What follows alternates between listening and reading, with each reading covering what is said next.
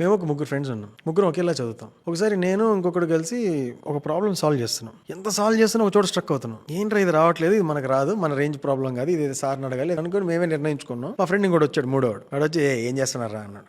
Problem రావట్లేదు బాబు చూడు కొద్దిగా అన్న. ఇవన్నీ పిచ్చి ప్రాబ్లమ్స్ ఈజీగా వస్తాయి, ఇవి చేసుకుంటూ కూర్చున్నారు ఏంది అన్నాడు. నువ్వు చెయ్యి అని ఇచ్చాం, చేస్తాం ఏముంది. ఓకే ఇది ఈక్వేషన్ 1, ఈక్వేషన్ 2. ఓహో అట్లా ఇచ్చాడా. ఇక్కడ ఏంటి, ఇక్కడ వాల్యూ ఏంటిది, ఇది అదే. ఓకే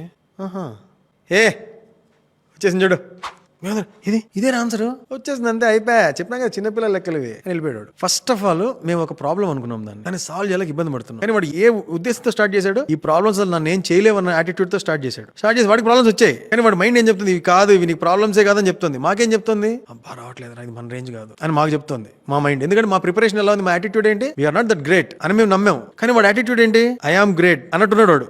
రైట్ యాటిట్యూడ్ ఉందనుకో, nothing can touch us, I can do everything. Approach correct గా వస్తుంది. ఏదైనా ఇబ్బంది వచ్చినా మైండ్ సాల్వ్ చేయని చెప్తా ఉంటుంది, సాల్వ్ అయిపోతుంది, వచ్చేస్తాయి ఆన్సర్లు. లైఫ్ లో కూడా ఏదైనా కష్టాలు వచ్చినా అమ్మో కష్టాలు వచ్చేసి ఇప్పుడు ఎలాగా అలా అనుకోకూడదు. ఏముంది అయిపోతుంది, అది పోయిందా ఇది పెట్టండి, ఏం కాదు పెట్టి అలా ఉండాలి.